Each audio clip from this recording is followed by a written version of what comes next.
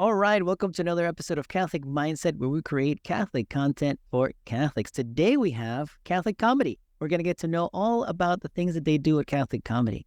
So how are you doing today?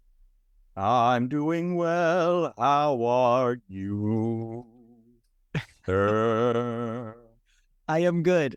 Or should I say, I am good as well. Sweet. So we like to ask our guests to lead us in prayer. Would you mind? Not at all.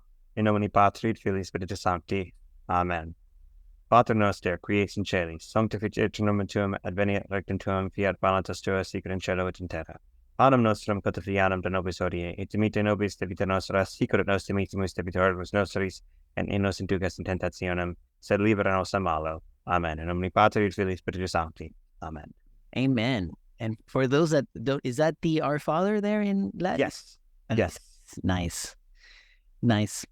So we have an opening question here in Catholic Mindset. It is, what does your heart desire the most? My heart desires. That's a good question. My heart desires an increase in humor and joy in the world. That's what I do, is humor and joy. So that's what I desire, is more of it. Because I think as a society, comedy and humor and joy has kind of taken a back burner, and like everyone wants to talk about why you need to be angry or sad or mad or, anything else that's a negative emotion, right? You go on your social media and it's like, hey, by the way, terrible things are happening. Why don't you focus on this for a while? But I want to be like, hey, we know terrible things are happening. Let's talk about some joyful stuff. So that's what I do. So I just want more of that in the world, I suppose. I like it. I like it. So, Catholic comedy. What do you guys do at Catholic comedy? What's going on there? So what we do is we make really serious documentaries about the torment of the saints, is what we do. So we're creating some content which is like, it will help you experience being Saint Lawrence and being just pushed onto a hot grill or it's like an ASMR thing, like just 3 hours of that. So that's been taking up a lot of my time. That's a joke. That's a joke. we don't do that. No. So I do, I go on podcasts with people who ask me, like this one, and I do sketch comedy, audio-based sketch comedy. You know why I do audio-based sketch comedy? Because it's cheap. This is not my day job, obviously. This is just a hobby thing that I do. So the audio sketch comedy allows me to be able to create a world, and you can listen to it. When somebody tries to do non-professional sketch comedy on video, or even professional sketch comedy on video, it always comes across looking cheesy and cheap. And so if you take the visual out, it allows people to use their minds. And also there's a whole lot of stuff that you can do like that you can't do visually, that you can do. Like I can have the sound of a dragon and say, hey, there's a dragon here. And then it's like, oh, okay, there's a dragon there. Like, and you can reveal things like, look at what's in my hand. Like, well, what is it? Then you have to kind of explain what it is, or I don't know. There's stuff that you can kind of do that's I think more fun to do as in an audio format. But also, most importantly, I don't have to have a camera crew for it. I can do it sitting here and have a microphone and just say, hello, this is my sketch. La la la la la, fun. And so that's what we do. A lot of that. I just post on Twitter a lot too, or X. It's Twitter. No one's going to call it X. No, it's pretty cool. I definitely understand the difference between video and an audio, and it's easier to do audio. And what you are doing is you have your noises and the voices, and it does sound very well done. So I can see how just having the audio will just create that world in your mind that you're helping create, with all the noises and the backgrounds and in your sketch. Mm-hmm. With the video, it's a little more complex. You need to have more.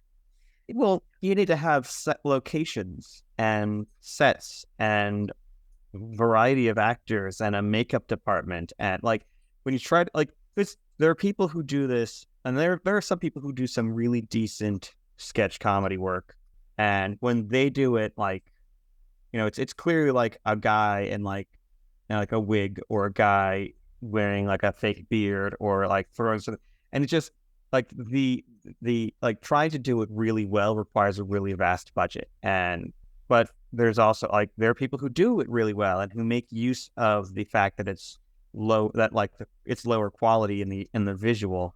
But I just thought sketch comedy in like audio, like you think about like an old radio program, right? People used to listen to those all the time. It would be on the radio and you'd be listening to the story of Superman or something like that. And it would be some sort of serial, and you'd listen and they'd have the sound effects and the type stuff.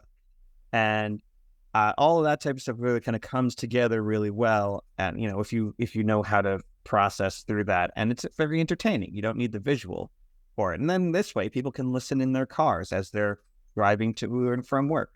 So not that anyone does. I don't know. I have no idea, what my viewership is like, or listenership. Yeah. So no idea any of that. I just put stuff out there and hope for the best. That's the way to go. That's the way to go. It's, in time, you'll find your audience. Like when you asked me who my audience was, I was like, I have no idea.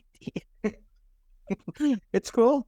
I should do a poll maybe one day in the future. Be like, who are you? Who are you? Why are you here? What's wrong with you? Why are you listening to me? Pretty much. So how did it all start? What inspired? This is a fun story.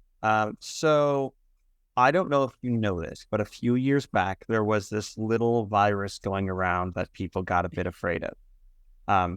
So that, yeah, you know what? There was controversy on what the name was, which is there was this thing is happening. I don't know. I may have been just a local thing. I don't know.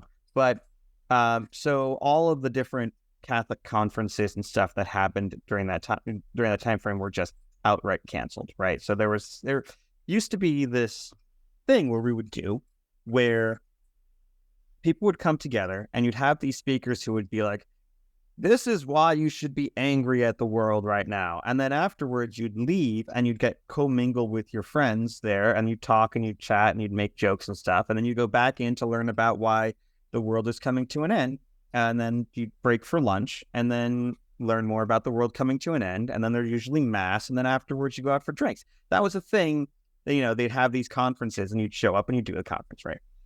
And then all these conferences shut down, but they went virtual, which meant that you weren't sitting with your friends afterwards, joking around and having a good time. It was just, you'd watch videos of people telling you why the world is coming to an end.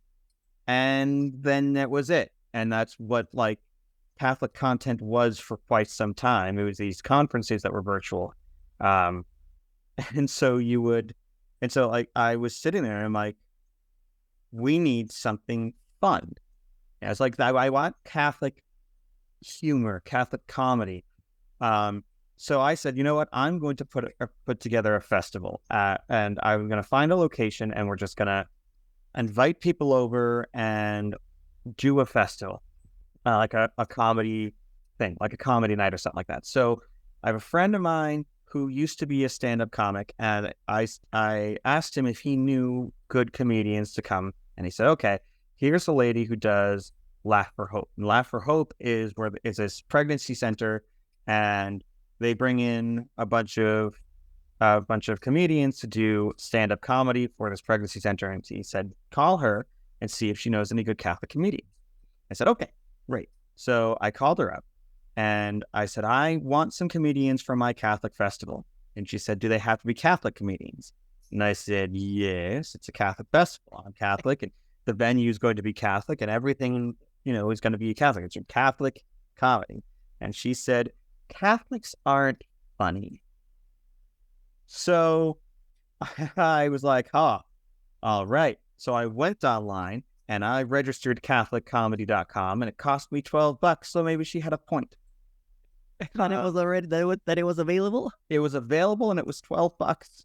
So yeah. So then I got myself a Twitter account and I started just like posting memes and stuff like that. And then a while afterwards, I was like, people would be saying like, because I'd go on podcasts and they'd be like, what do you do to help Catholic comedy? Like, I just am trying to spread the word about Catholic comedy. And they would say, okay, have you ever considered doing any stand-up? And I have a terrible stutter when I get nervous, which shows you that I'm not nervous on this particular podcast. You don't intimidate me at all. I presume it's because, Glad.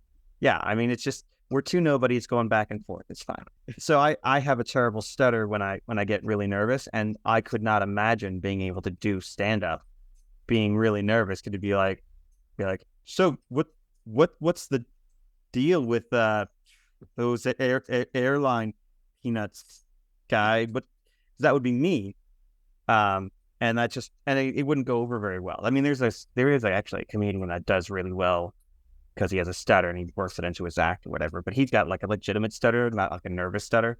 So he gets to work with it better. Anyway, so I knew that I couldn't do it. And then I listened to these audio sketch stuff from these guys in the UK called Mitchell and Webb. They are not Catholic friendly, so just heads up. That's not an endorsement from a Catholic comedy perspective. They have some funny stuff, but they do it all in audio. And I was like, because I was looking and I looked up, Catholic sketch groups, and there were some that were out there, but they didn't last very long because they were like video based and everything. And I thought, well, these guys, they made a funny comedy series that was on the radio. Maybe I could do something similar. And so I started out with like, just the idea was going to be that I was just going to go into like Windows audio recorder and just record myself telling jokes, like from a joke book, just like open a joke book and read some jokes. Okay. And so I did that for like a day or two. And I was like, well, that's not that fun. And I don't think people care so much. And then I asked people to send in their jokes, and that didn't work. Nobody cared enough to send it. My reach was minimal at the time. It still is minimal, but it's better than it was. And so I was like, okay, maybe I should just do some sketches. My wife and I were watching, we like to watch those haunting shows, like on the Travel Channel. They've always got like the most haunted house in America. Okay. Type stuff.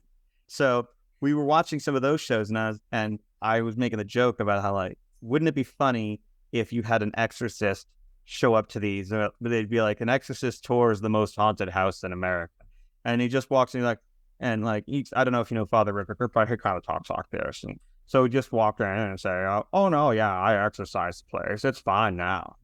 Yeah, no, there's just a part of my house. I took care of it. It's not a big deal."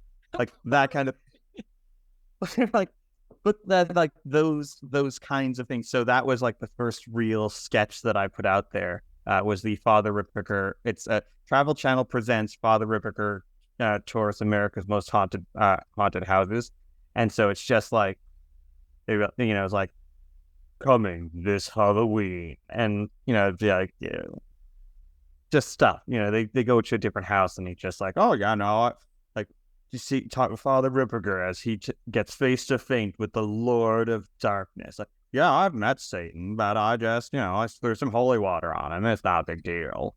That type of stuff. So then I just started writing some more sketches, and then I had a friend of mine who was just like, hey, I can do other audio work with you. And so he does the other audio. So it's the Stephen and Miles sketches that we have. He is Miles. I am Stephen. My name actually is Stephen, not that it matters, but he is his name isn't Miles. He wants to be anonymous, so I just gave him a name. And then so he records some audio for me. I paste them together, and we put some sketches. So that's kind of how we came to be where we are today.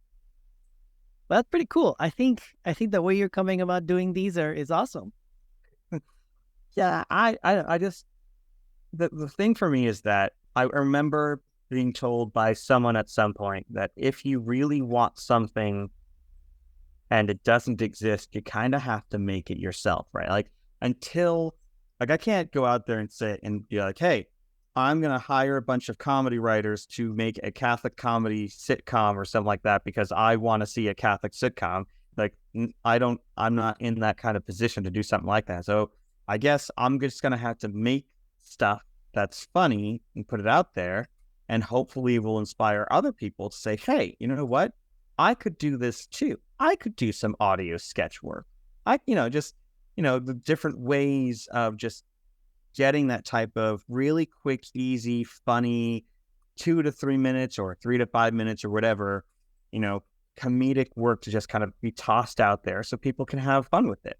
So that's the dream, is that somebody is going to be like, I'm going to do this. It's going to be awesome. And then they start doing it too. And then we have just a variety of content creators instead of, I love content creators and I love people who do podcasts. And I'm not just saying that because I'm on a podcast right now, but I enjoy a lot of the content creators, but I think that there's a lot of people who are following just the exact same formula for their content. And I'm just going to report on politics, particularly church politics, and that's my show. And so, they start out meaning real well. So I hope that you continue to do the well-meaning stuff that you do. But I see it almost always devolve. Starts out with, hey, we're going to talk about the saints. And great. Okay. So you go through and they talk about the saints for the first 6 months, and then they're going to do a single episode on this is why this particular bishop is a heretic. And it gets 10 million views. And I guess we're just talking about heretics now. And so now every show has to be about who is a heretic and why. And but you started out so well. But what I would like to do is for people to try to out funny each other instead of outrage each other. So I would love for that to happen. Yeah. Yeah. I'm with you. I lean more towards the educational interview, review, awareness, discover. I mean, we have so much. We have 2,000 years worth of history here that it's all everywhere. And then not only that, but it's everywhere on the world with different saints and different cultures. So I guess my goal is to help, not expose it. It's out there, but bring more awareness to it. And in the meantime, I get to know people like yourself as I found you on Instagram, and the cool work that you're doing. I think that there's a lot of cool things that Catholics are doing, and they don't like to take credit for it because it's what we're taught. But, every once in a while, it's good to jump on a show and let people know that there's cool Catholics doing cool things. Yeah. And the whole mindset thing that I was telling you pre-podcast too, I like that too. And eventually we'll be able to do more hey, let's do a mindset approach to what the God was probably, what is Christ's mindset during the crucifixion and all his steps. I actually, so you bring that up. I've been thinking about something in my brain and I haven't found a place to talk about it yet. And so we're here and you mentioned mindset, but I think during Christ's passion, when no one was around to see, in the in-between, right? Because first he was captured, then he was, then it was the scourging and then the crown of thorns and everything. But there's time between that. I think in between there, he was laughing. And I tell you why. Because the plan was working. It was going exactly according to plan. Satan thought he was winning, and he was doing all the things that Christ thought that he knew he was going to do, and it was working perfectly. Because just imagine, right? You being there, Christ sitting there, and he's like, okay, this is bad. This is, the pain is terrible, but everything is going exactly as I intended it to go. Right? I was betrayed, knew I would be betrayed. And I was, I'm being scourged and crown of thorns, and they're going to crucify me in an hour and a half.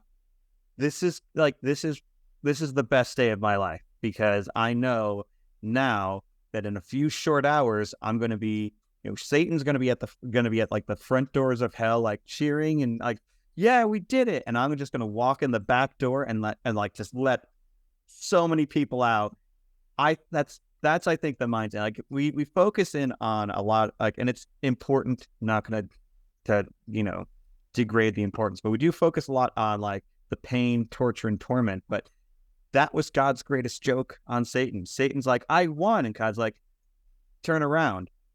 I just emptied out this pocket of hell of all the people that you were unjustly keeping there, who weren't the worst of sinners.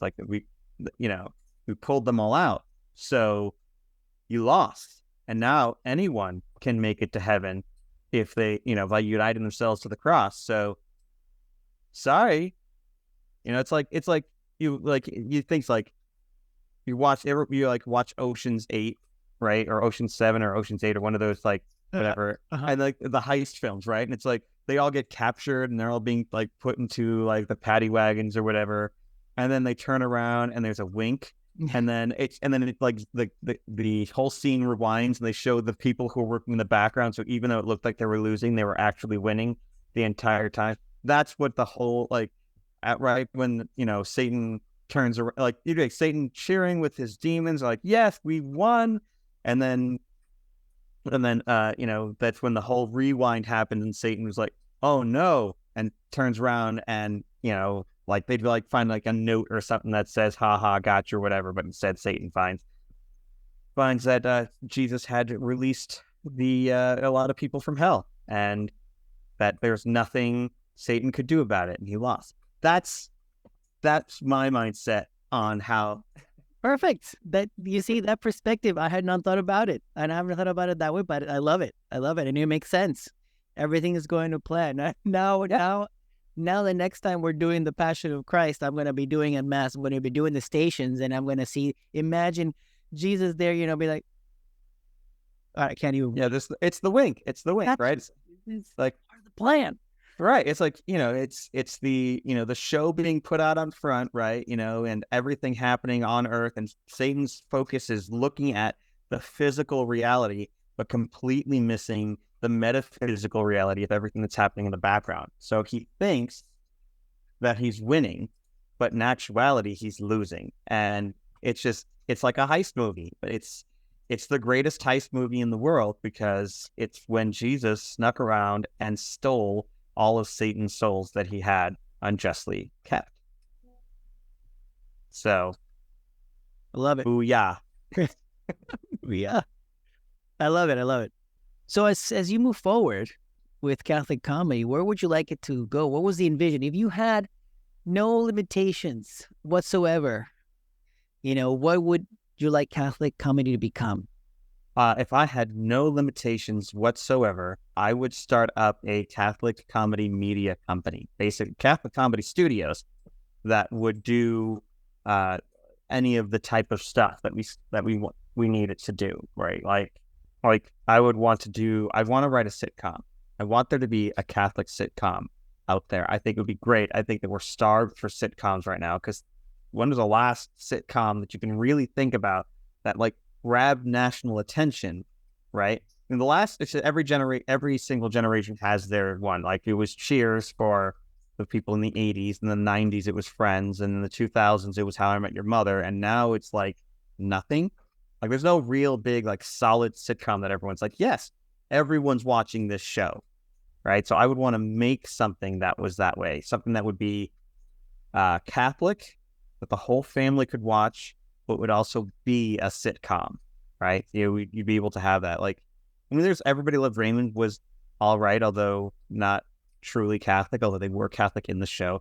Kevin Can Wait with Kevin James, probably the best one, but got canceled after the second season. Kevin Can Wait? Kevin Can Wait. Kevin James is a huge Catholic. Yeah. You know that?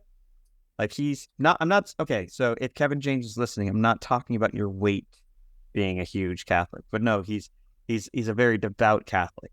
He hosts Father Ripperger, who is the famed Catholic exorcist and such. Catholic? Yeah, he's Catholic. Very, very Catholic. Oh. He did a couple sketches on YouTube. One of them was, in one of them, it's like he and his friend are like passing in a hallway, and it's like, oh, look, you got something on your shoe. Oh, so there's something over there, and then it ends with, no, it looks like you have an evil entity right there over your shoulder. There's like this black orb, and so then he takes a crucifix and some holy water, and he says the Saint Michael prayer while dousing his friend in holy water. I'll get that, and he does that. It's really funny. That's cool. I mean, yeah. I had no idea. I mean, I've seen his stuff with the same lady. Here was this Kevin Can Wait. Yeah. So in the first season, I think they used to have a show. King of Queens. King of Queens. Yes, I used to see that. Yeah. Yeah, he did King of Queens, which was your basic kind of, sitcom show for the 90s. Kevin Can Wait was much more Catholic. They had a priest in there. Them going to mass was a big deal. He went to confession and everything. So there were definitely, like, it was a lot more Catholic Kevin Can Wait than like King of Queens wasn't Catholic at all. It was just a secular show that he was on. Then he became famous enough that he could have his own show, and it's really good.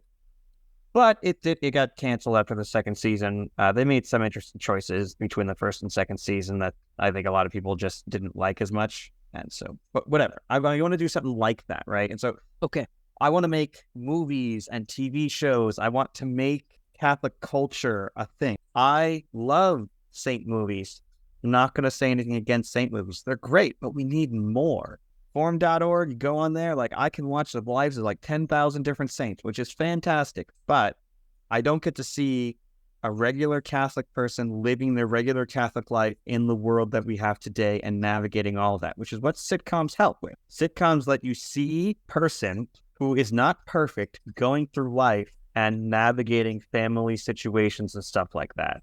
And I would love to see that type of thing happen. I would love to see an actual Catholic sitcom, a real sitcom that has to do with Catholic people living in a world. Probably also do like a Catholic late night show and stuff like that. But anything really that I could do to help promote this idea of humor and joy in the world.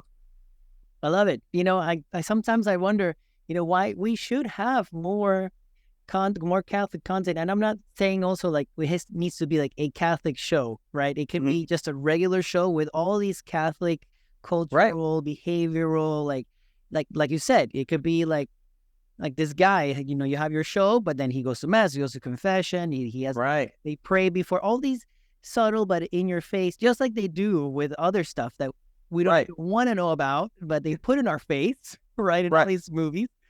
So in Kevin Can Wait, there's a crucifix in every single room of the house. And you see, as they go through, you can see it hanging on the wall in each room. There's one in the kitchen. There's one in the living room. In the second season, they have Bas Rutten in there as, I don't know if you know who Bas Rutten is, but he's an MMA fighter / comedian.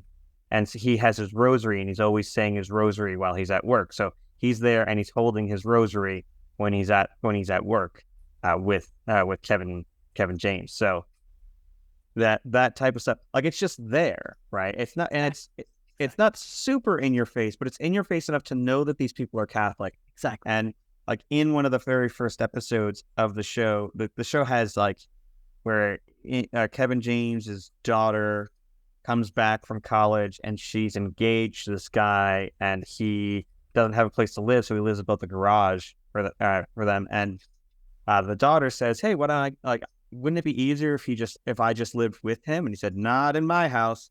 So that the ability to do like Catholic social teachings, right, about like Catholic morality in a realm that's not like, according to Thomas Aquinas, question blah, subsection blah, this would be immoral, which is what a lot of the content we have out there now is more podcasty and less entertainment, right? And so we've ceded all of entertainment over to Hollywood, right? It's like, you know what, we're not doing entertainment, and what we get entertainment wise, or that's like not offensive, is like pure flicks, which is watered down Protestantism.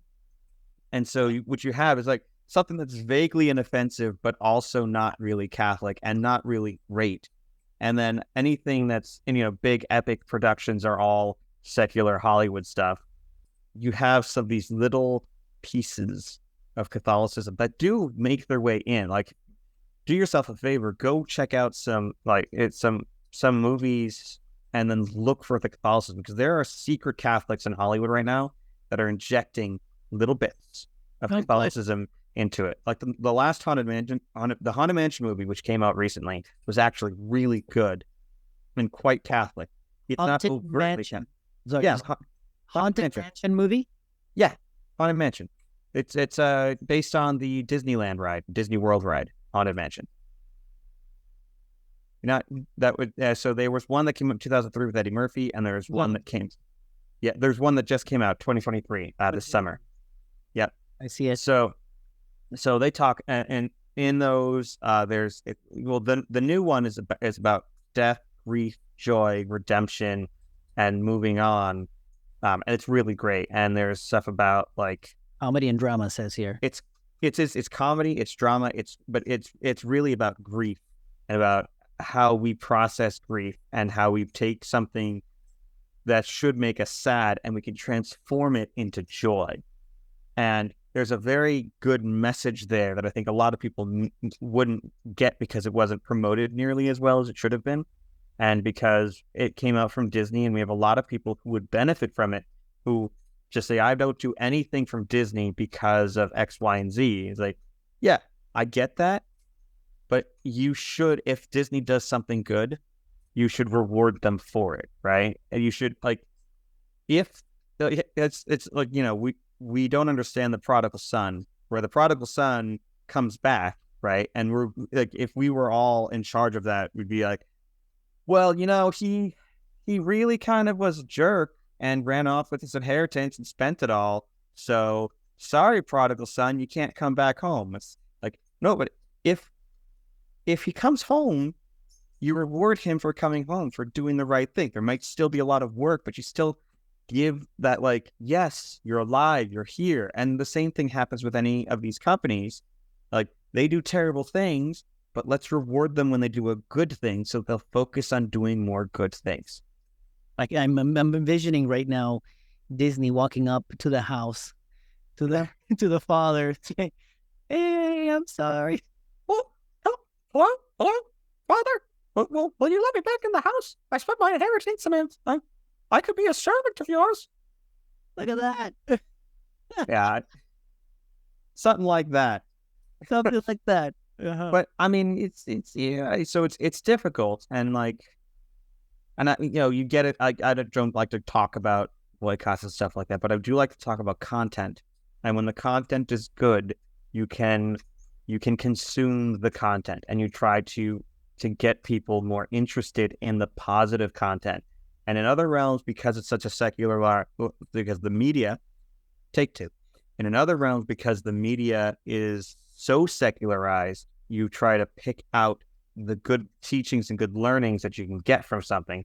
And so long as there's nothing truly morally indefensible in the film, but it also might have good moral lessons, you should take that in and you should say, this is good content, right? It doesn't have to be, carrying a Dewey Rheims Bible and trumpeting about the glories of Catholicism to be a good film that you can pull Catholic themes from. Like, Lord of the Rings is very Catholic, but Jesus isn't specifically mentioned at all. So you don't have to have the content being so, like, if you put too much the religiosity in there, like the holier than thou type stuff, or the cheesiness that comes with a lot of the Protestant content, you turn off the general audience. You want the general audience to understand the epic nature of religion, like the epic battle between heaven and hell, right?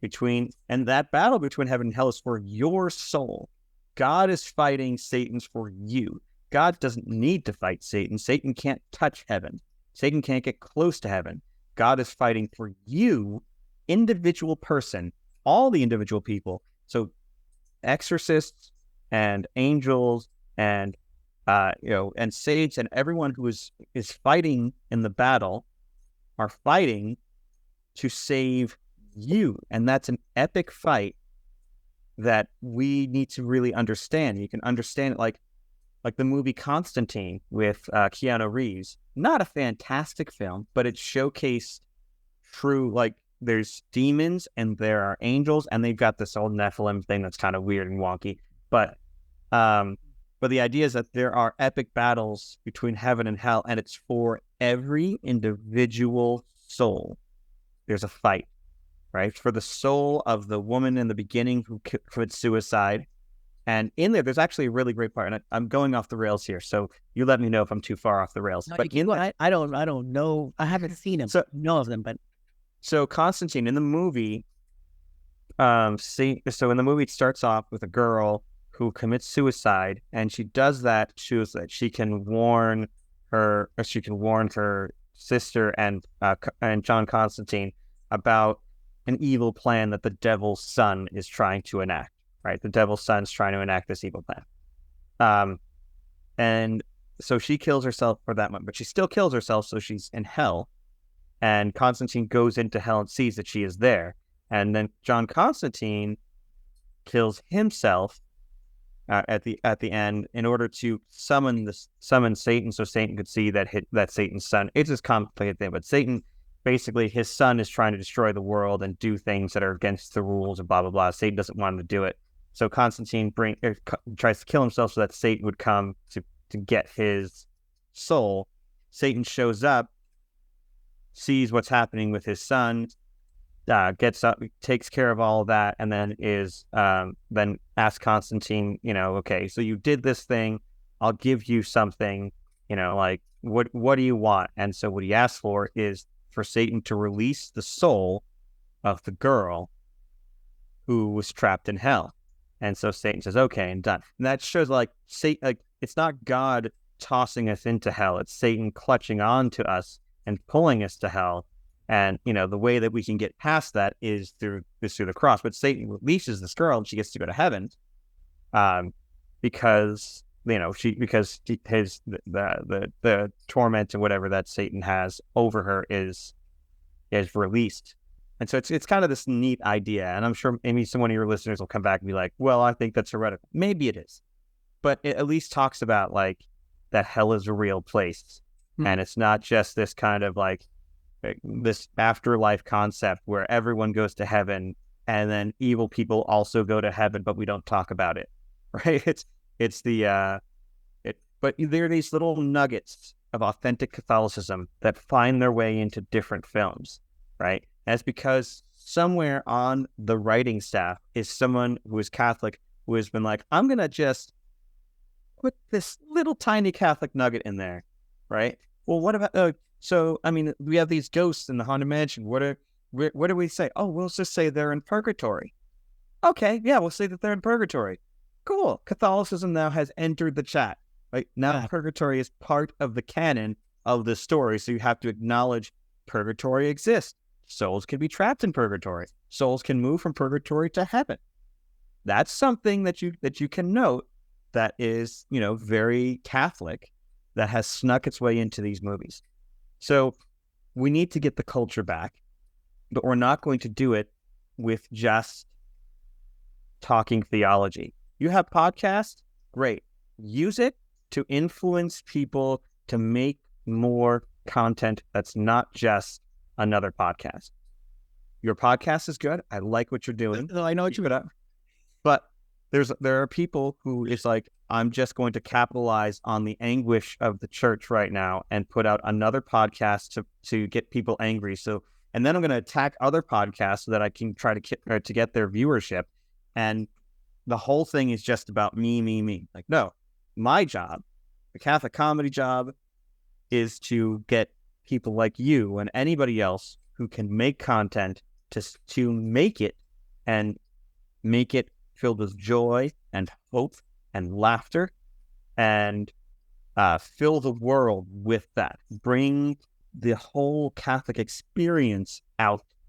And it's not just about quoting scriptures and reading the stories of saints, although the stories of saints are good and we should know them and we should talk about them and we should talk about the glory of the saints, not just their terrible murders, which, most of them were terribly murdered, not just the terrible murders, but the glory thereafter, the joys that they brought. Saint Philip Neri, he is the patron, which Saint Philip Neri, he got people to talk about the faith during the Protestant Reformation. They say he re-Catholicized Rome during the Protestant Reformation. You had bishop fighting bishop, you had priests fighting priests, you had confusion about doctrine and everything going on. And hey, sounds familiar, but what was able to save Rome wasn't it wasn't, the greatest theologians of all time. It wasn't quoting scripture. It was St. Philip Neri going to hospitals and ministering to the poor and the sick, bringing people to the poor and the sick to teach them how to help them, right? Telling jokes and then starting up his oratories that allowed for people to teach the faith through plays and stories and music and laughter. And that was how he saved Rome. It wasn't a huge debate between him and the Protestants, right? It wasn't St. Philip Neri going up there being like, okay, Martin Luther, come over here. Let's battle it out in a battle of wits. Let's see who's smarter and who's better. It was, forget Martin Luther, whatever, I'm going to try to save everyone's soul, and I'm going to try to teach them about the glory of Christ in whatever way that I can reach them. Right? For some people, quoting scripture works, and there's lots of people who quote scripture. Talking about the lives of the saints works. Lots of people talk about the lives of the saints, but you also need the content, the entertainment part of it, because there's a lot of people who aren't going to pick up on it unless they can sit down and enjoy it, right? People who they go to church every Sunday, but they treat it like a chore because that's not the way that they're really experiencing and learning about God. It's the way that they are fulfilling an obligation, but they don't understand why it's so great, because no one has tried to talk to them in the way that they could be talked to about how and why this is so important. It's just, you go to church because we tell you to go to church, and then the rest of your life, you devote 1 hour a week to God, sometimes as little as 45 minutes, depending upon how quickly your priest talks. So you spend 1 hour in church, and then you go home and you forget about God until next Sunday, right? But if it's part of the culture, you can't escape God, right? Because you're going to turn on your TV, you're going to watch your favorite shows, there's going to be God in them. Not necessarily a hammer over the head, but the morality, the lessons, the livings of other Christians will be there for you to internalize, because it's part of your whole culture, not just every Sunday you show up for it and try to pay attention. And I'm not saying the people who are doing podcasts to stop doing podcasts. You do the podcast all you like. If you want to put out another if anyone here is listening to you, and I don't know if anyone does listen to you, but some people presumably, if anyone is listening to you and they're thinking to themselves, I want to create something. Think of something beyond two guys at a microphone, which is the two guys sitting there talking church politics, and there are actually some other podcasts that are pretty cool out there. There's Aaron Iber or something. He does the I Do Believe in Fairies, which is about mythology and mythological figures and cryptids and stuff like that, and how that all fits within Catholic ideology. So just that's kind of neat. That's not if you're going to do a podcast, do it on something that's unique. But if you have the talent and the time to do something more creative, to write songs, or Stilia, oh man, I'm gonna have to send you these people so that you can include them in the notes or something. But yeah, there are people out there who are making song parodies for Catholicism. There's Enoch who has 2 rap albums out for Catholicism. There's people who are doing work to really kind of picking up the standard of St. Philip Neri and parading it, right? They know they're picking up. They might not even know who St. Philip Neri is, but they're doing the works that he did. Yeah, it's interesting. Every generation has the people in it that we need to save the world. It's whether or not we realize that they're there and we listen to what they say. I think Fulton Sheen, blessed Fulton Sheen, which is probably St. Fulton Sheen, but let's not get into that politics. So Fulton Sheen was during this really crucial post-World War II time frame. He was very crucial in evangelizing, and he was so popular. He had like the #1 TV show during that time. Like, he was more popular than Lucille Ball in terms of viewership, right? Like, he had this huge popular TV show which he used to talk the truth, and he had humor in there, and he also had truth in there. And so there is someone who is that today. I can't tell you who they are because they haven't made that big entryway, right? Like, so that's something that's so easily recognizable, but there's someone there that God will use to do this type of thing, right? And so it could be one of the people listening to this right now that can go out there, that they have the talent and they have the ability and they have the time to make it happen, and they should go for it. They should go for it and just start making content. You know what? If you none of the views on any of my sketches past like 400 for any of that, right? I think my most popular one's like 400 something. It doesn't matter. It doesn't matter because 100 years ago, if you convinced 10 people to join the church and to listen to what you were saying, you could have been a saint, right? Like, that's just kind of how it was. It wasn't necessarily that you would convert the whole world or that you'd be listened to by millions. You create the stuff, you put it out there. I guarantee you someone's life is going to be changed by listening to it. You may never meet them. You may never know it until, you die, and then Christ comes to you and says, look at the good works that you have done, my child. I made a stupid song and I put it on the internet. Like, yeah, but this girl listened to that song and it stopped her from doing this evil thing, or it made her reconsider, or it brought her to me. And so these are the good deeds that you have done, even if you didn't realize it. Sometimes, when you first start, you're like, 10 views, 100 views, and then you're stuck. You feel stuck, and like, you keep pumping out these reels, this content, and you're like 100, 150. But then what I tell myself, if you do one of these events in the community and you're lucky that you get 15 people to show up, right? Yeah. It would be awesome if you have 10 people to show up to your event. I'll tell this. I got to tell this story. I don't know if you'll cut it or not or leave it in there, but there's a particular podcaster out there. I'm not naming him by name, but I was kind of poking fun because he had this idea for a dating service, and it's basically him and another guy doing a dating service. Like, two dudes dating service is weird.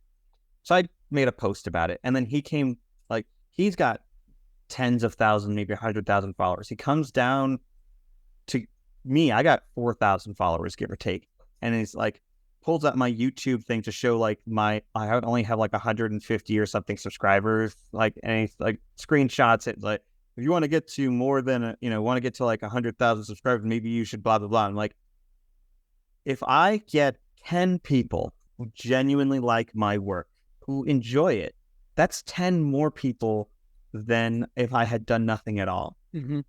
And it's not about being I am the #1 Catholic audio sketch commentary or sketch comedy group on YouTube. #1. I mean, you are.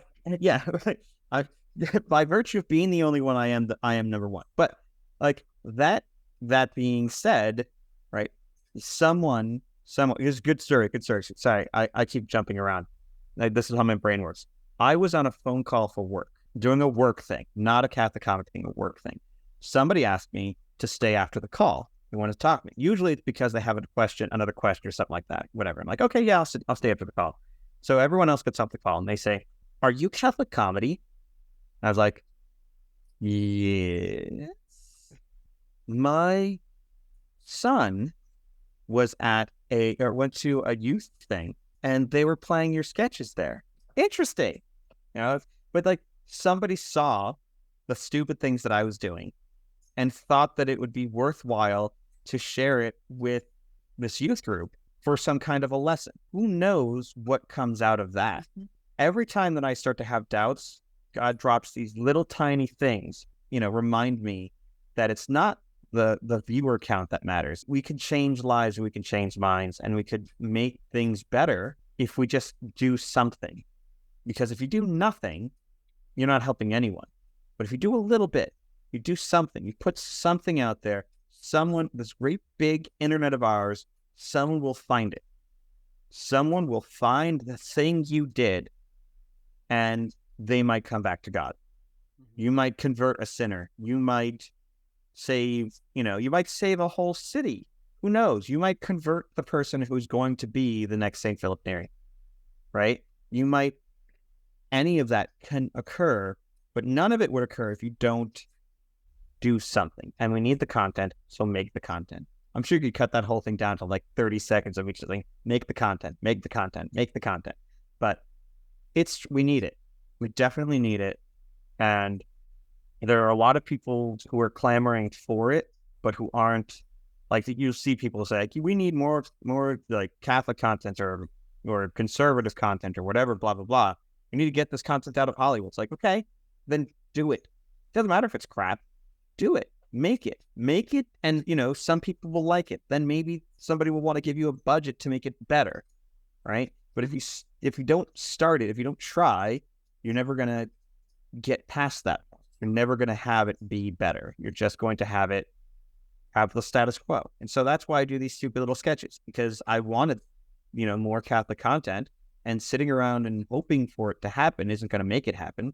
So I do it. And then I encourage other people to do it too. I say, yeah, go for it. That's a great idea. Try it, work it out, see if you can make it happen. And, I think there's going to be, in the next few years, I feel like there is going to be a shift, and we're going to have a lot more of that content showing up there.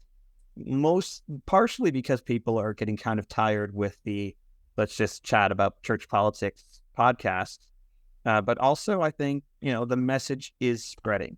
We have, like, when I started this, I was told there's no Catholic comedians, right? There's no Catholics aren't funny, right? But since then, we've had the rise of Jen Fulwiler, right? She's a good Catholic comedian. She's touring across the country.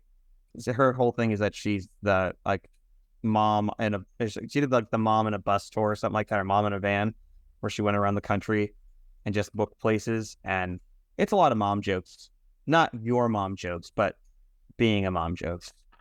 Your mom jokes are still after the 90s. I got it.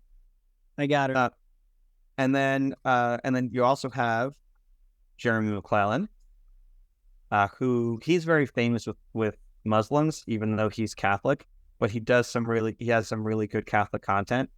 So he's touring around and he's doing shows and stuff like that. So he's getting more famous as he does these things.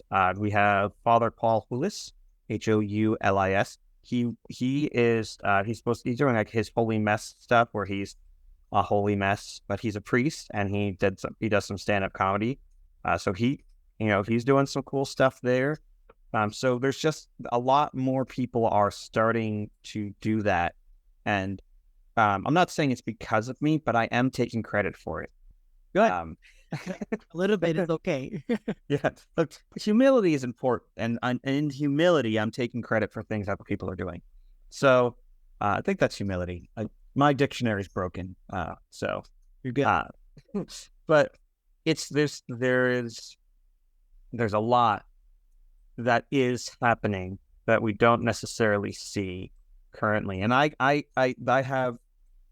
have my fingers in a lot of different areas, and I know a lot of different people who are doing a lot of different things that will be coming out in the next few months / years. And so there's a lot of stuff happening that we don't necessarily see, but keep an eye out for it, and then look for that content. And if dear listeners / podcast host, if you find a person who does not fill you with joy and hope, just because they're Catholic doesn't mean you have to support them. You don't have to listen to every Catholic podcaster out there, and you don't even have to listen to the famous ones. You don't have to watch Pints with Aquinas if Pints with Aquinas does not help you, if it hurts you, if it causes you to become to be despairing, or to if you think it's causing scandal, stop watching it. Walk away. Look for smaller. I love small podcasts. I'm not saying you're a small podcast, but I'd never heard of you, so presumably. But I love small podcasts, especially at the beginning, because you can steer them in the right direction if you have the right conversations, and that's what I'm trying to do. It's steering people in the right direction to say, okay, if you want to be a famous podcaster with millions of viewers, okay, it will only cost you your soul. That's it. But you can do it. And that's just by committing calumny, and, lacking charity and attacking everyone around you. That's your sure. If you want to be a successful podcaster, making those successful podcaster bucks, that's what you got to do. Unfortunately, though, actually, it's going to be much harder because the market's getting saturated with those. But if you want to do good, if your goal is to do good, not to be the most famous podcaster in the world, focus on the attitudes, be a peacemaker, find the humor and the joy and the love in life, and showcase that. Because there is a backlash coming. I can feel it in my jellies. There's a backlash coming against the negative anger. We've been in this for at least 4 years, maybe longer. That it's just we're just saturated with all of this, and the joy needs to come back. And so we need joyful people, and we need to stop fighting each other, which is another thing. Is that when we talk about these larger podcasts and whatnot, they tend to cause rivalries with other podcasts and just backstab, betray each other all the time, and that in order to try to steal and try to just get a little bit more popular. It's like you have opportunities. Don't sacrifice your soul. Dear listeners and podcast hosts, do not sacrifice your soul for the sake of followers, because there's going to be another guy who'll come down who'll do the same thing that you do, steal your followers away from you, and then you've lost your soul and you still don't have your followers anymore. But uplift, bring people together, and you'll be able to have something that is not only popular, maybe, no guarantees there, but good. And good is what you're aiming for, right? Jesus had his 12 apostles, right? Of the 12, only one stuck around with him till the end, right? But that one guy did a lot of good by staying there, and he was spared a lot of torment by, being allowed to die normally instead of the rest of them who were terribly martyred. So I think that, I don't know if that point really made much sense, but still, be the good, do the good works, and the fruits will come. Not as quickly as they will, like doing the bad stuff gets you fruits quicker, but the fruit is bitter and it doesn't satiate you. Doing the good works gives you the good fruit, which will satiate you longer. You'll be more happy with your work, knowing that you did it for good and not for attention. Amen. That is my soapbox, sir. That is my soapbox. I like it. That is a wonderful message, and I'm with you. Awesome. So to answer your question, that's where I want Catholic comedy to go. I want it to go to there. Uh-huh. I hope so, and I hope so. I really hope that you get there. I'll definitely gonna be praying for Catholic comedy to get to the point where it can do those kind of things, because I think it's needed. I think it will be very, very well welcomed to be able to have that material out there. I think it's more likely that I'll inspire somebody else to do those things, but I'm just as happy for that too. I don't know how much C.S. Lewis you've read, but in the Screwtape letters, there's Uncle Screwtape is talking to Wormwood, I believe is the name of the demon. It's two demons having a correspondence. And Screwtape says, humility, he doesn't understand humility, because he said that humility is when a skilled mason will build an extravagant cathedral, but would be just as happy had someone else built it. And I take that to heart, because I'm doing this because no one else is. And once other people are, I don't have to do this, and I can just enjoy it. So if somebody else creates a giant Catholic, maybe like a giant Catholic media company that's focused on humor, joy, love, that type of thing, I'd be just as happy to be able to say, okay, it exists. Mission accomplished, right? I'll help them in any way they can if they want my help. And if they don't, I will just enjoy it. Because that's what we're called to do, I think, if you're trying to convert sinners to Christ so that it's a tally up on your little tally sheet, you're getting your reward by your little tally sheet. But if you're just happy to see it done, that's what God wants us to do. He'll tell us to build a temple, and we'll build it. And we'd be just as happy if he told somebody else to build it, because now we have a temple. Now we have a grand cathedral that we can worship in, regardless of who built it. So long as it's built well, so long as it's not sacrilegious or anything, we should be happy. Like, you should be happy if somebody else creates a podcast that's like yours and does it better, and then you don't have to necessarily do it. You could focus on other things, change your avenue of work. That's humility there. It's like you're happy about the thing being done, not about the who that did it. I mean, you might be a little bit upset if you're trying to do this as your career. You'd have to start a new career path, but this is a hobby, not your day job, so you get it. And I think that's another thing, probably for another podcast I could go in for hours, about money being involved in your apostolate, and if your apostolate starts to collect money and the dangers of that, because that's causes a lot of challenges. But if it's a hobby and somebody else is doing it, you can let them do it, and it's fine. If somebody else starts doing audio sketch comedy, right, and they want to, I'll be like, okay, you know what, you're starting this up, I'll post into Catholic.comedy for you. You send them to me, I'll just put it up there, and then maybe one day you'll take over. We'll see how that goes. I mean, I got 7 kids, so my wife would be very appreciative if somebody else took over part of this. So you could dedicate more time to your family, is that what you're saying? Yeah, so I could dedicate a little more time to my family. I mean, it's not much. It's about, like I said, about an hour, maybe 2 hours a week that I do on this type of stuff. Awesome. So, but still. If we only had more people doing these kind of creative things for an hour or 2 a week. We will. Mark my words, sir. The time will come. And I think that hearts and minds are changing, and that there are people who are going to get into it and going to be producing some good content, and I will be involved in some of them, and I will not be involved in others. But the point is, it will get done, and we're at this is the last part of the dark night, right? So the sun will rise, and then you can kind of see it poking over the horizon. The sun is coming, and we'll have joy in our lives again. Not to say people don't have joy in their life generally, but I'm talking about as a society. Society is generally joyless. So every night at 9 o'clock, I go outside and I milk my goats. Yeah. So you know how it is. Yeah, that's what I do every day too, man. I just come home from milk your goats. Milk my goats. So I milk my goats, and then the idea is that while I'm milking my goats, I'll join this Twitter space and we can just chat about stuff while I'm milking the goats. When I'm done, it's about 30 minutes to milk the goats. That's how long it lasts, and then it's over. And is this an audio thing?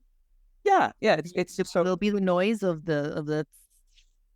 Well, I've got an auto milker, so it's just is it like a button or something? I mean, so I have these 2 suction cups because goats only have 2 teats, and they just go on there, and then it drains the milk, and then I have to hand express at the end of it. But yeah, I do 2 to 3 goats, depending upon what time. During the morning, it's 3. At night, it's 2. It takes about 30 minutes.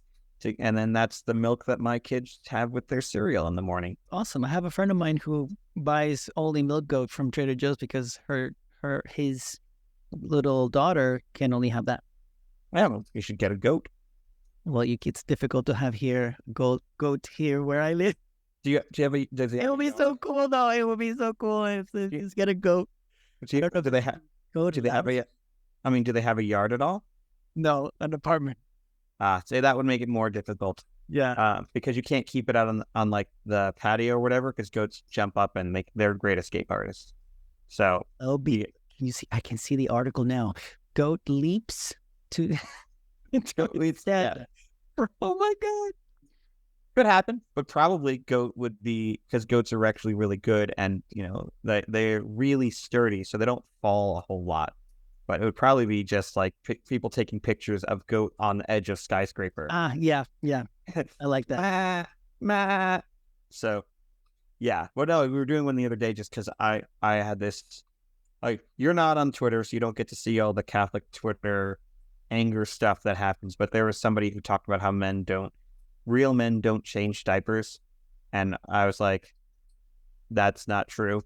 So I had to go on, and so it was during the milking where I had to say this thing. Like I just had to be like, I need to talk to someone. So I just like, let's do a space. And so we're talking, and we're starting up this whole thing. And in order to call the goats over, I have to go ma, ma, and he's like, "What are you doing?" Like, I'm milking the goats. The goats have to come to me, so I have to do a goat call. So that's how. Yeah. So that's kind of how things go. This is life on the farm, man. So you deal with it. You do the things you got to do. But I work from home and I have a farm, and it's all fun and games. I love it. No, I had interviewed a guy who does these like hand carved and handmade things with wood. Mm-hmm. And then all of a sudden I hear like chickens in the background. And he's like, yeah, man, I just got some new chickens for my, in his case, it was his backyard, but he had the little chickens were in the background making the little chicken noise. I have 37 chickens, I believe, and 37 chickens, and 10 to 15 ducks, 3 geese, 5 goats, 4 dogs, and a partridge and a pear tree. Amazing. I actually don't have a partridge, but I do have a pear tree. A pear tree? Yeah, but no partridge. I mean, what? No partridge. What is that? The 10 days of Christmas, or 12 days of Christmas, and a partridge in a pear tree. Man, you don't know music. I don't know what a partridge is. Partridge. It's a bird. It's a bird? Yeah, partridge in a pear tree. It's a bird. No, I will leave this so people know that I don't know what that means. But how do you not know what a partridge in a pear tree? I know the song. I just never knew what that word meant. Oh, it's a bird. It's Easter. It's a partridge is a medium-sized galliform bird in any of several genera with a wide native distribution throughout parts of Europe, Asia, and Africa. So several species have been introduced to the Americas. They are sometimes grouped in the Curtinae subfamily of Phasianidae. Partridge. It's a bird.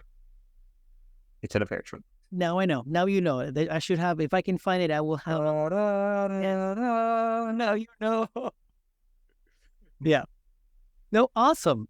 This has been awesome to have you on the show and to get to know what Catholic comedy is about and what it could one day, and I'm sure one day it will become. If not it will support, as you said. That's right. That is correct. We also have a festival that we put on every year. So that's something that we'll talk about another time. Well, when you start promoting it, let me know. We can do a little show about it. Definitely. That'll be soonish. So next month, probably. Oh, next month. Okay. Well, we start promoting it next month. It's going to be in January. Okay. Yeah. Awesome. Solve it. All right. Thank you very much for having me. Yes. So thank you so much, Catholic Comedy, for jumping on the show, telling us your story, what you're all about. It's been awesome to have you. Thank you for having me, and I hope you have a great and wonderful rest of your day, sir. Good luck to you. We'll sing you out.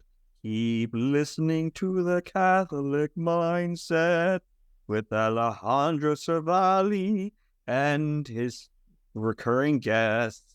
Enjoy the show.